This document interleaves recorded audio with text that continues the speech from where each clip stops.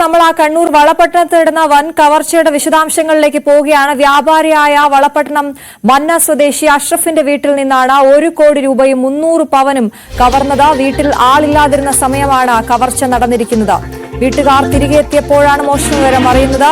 K V Baiju വാർത്തയുടെ വിശദാംശങ്ങളുമായി ചേരുന്നു. Baiju, good morning. വലിയൊരു കവർച്ചയാണല്ലോ നടന്നിരിക്കുന്നത്. എന്താണ് പോലീസിന് ഇപ്പോൾ അന്വേഷണം എവിടെ എത്തി നിൽക്കുന്നു? CCTV ഒക്കെ ഉള്ള വീടാണല്ലോ.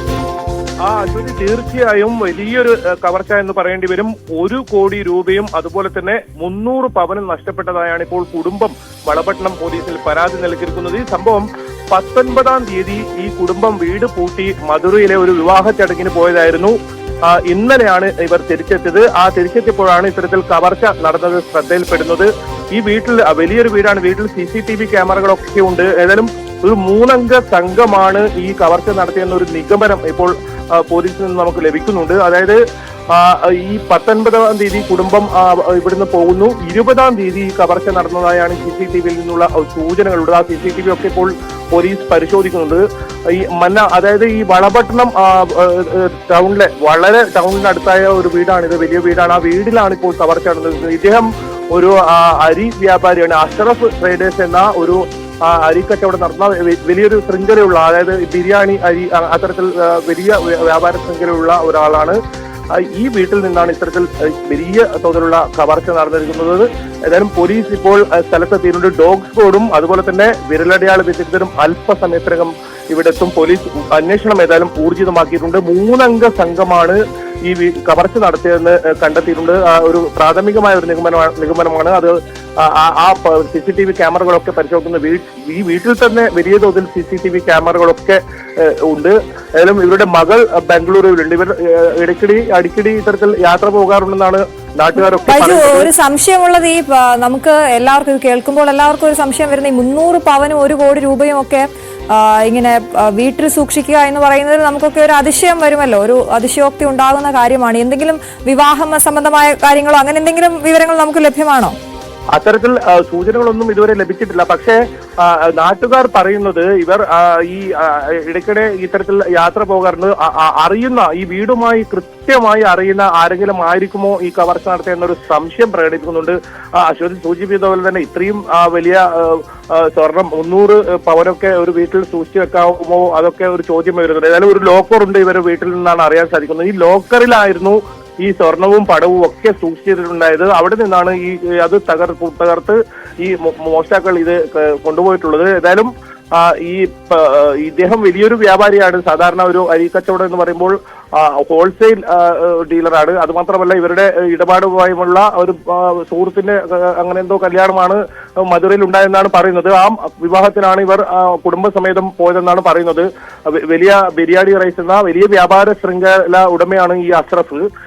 അതുകൊണ്ട് തന്നെ ഒരു പക്ഷേ ഈ വ്യാപാരത്തിന് ഉണ്ടായ പണം അത് വീട്ടിൽ സൂക്ഷിച്ചിട്ടുണ്ടാവും. CCTV ക്യാമറകളൊക്കെ വലിയ തോതിൽ ഈ വീട്ടിൽ സ്ഥാപിച്ചിട്ടുണ്ട്. അതായത് ഗേറ്റിന് സമീപത്ത് മതിൽ കടന്നാണ് ഈ മോഷ്ടാക്കൾ അകത്ത് കടന്നെന്ന് കരുതുന്നു.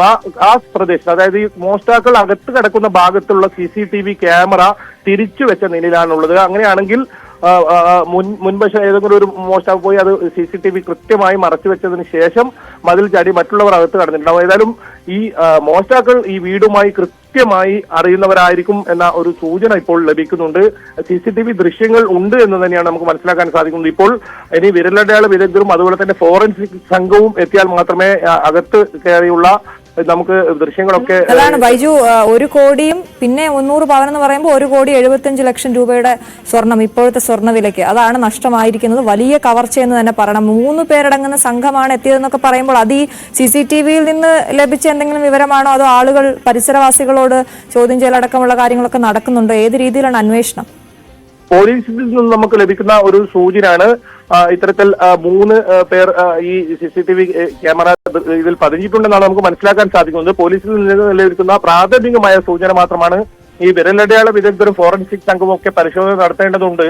അതുകൊണ്ട് തന്നെ പോലീസ് വലിയ തോതിലുള്ള ഒരു പരിശോധന വീടിനകത്ത് ഇപ്പോൾ നടത്തിയിട്ടില്ല. ആ പരിശോധന പൂർത്തിയായാൽ മാത്രമേ ഏതെങ്കിലും തരത്തിൽ വിരലടയാളം ഉൾപ്പെടെ ശേഖരിക്കേണ്ടതുണ്ട്. അതുകൊണ്ട് ഇപ്പോൾ പോലീസ് വലിയ തോതിൽ പരിശോധന നടത്തിയിട്ടില്ല.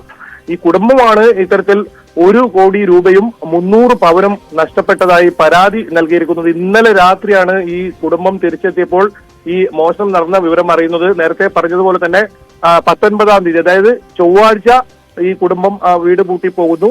ബുധനാഴ്ചയാണ് CCTVയിൽ ഇത്തരത്തിൽ ദൃശ്യങ്ങൾ പതിഞ്ഞിട്ടുള്ളതാണ് നമുക്ക് മനസ്സിലാക്കാൻ സാധിക്കുന്നത്. എങ്കിൽ ബുധനാഴ്ച രാത്രി 8 മണിക്ക് ആ സമയത്താണ് ഈ കവർച്ച നടന്നിട്ടുള്ളത്. അതായത് കൃത്യമായി ഈ കുടുംബം ഇവിടെ ഇല്ല എന്ന് മനസ്സിലാക്കി ഒരു സംഘമായിരിക്കും, ആളുകളായിരിക്കും ഈ കവർച്ച നടത്തുന്ന ഒരു നിഗമനമാണ് ഇപ്പോൾ വരുന്നത്. അങ്ങനെയാണെങ്കിൽ ഈ മോഷ്ടാക്കളിലേക്ക് വളരെ പെട്ടെന്ന് എത്താൻ സാധിക്കും.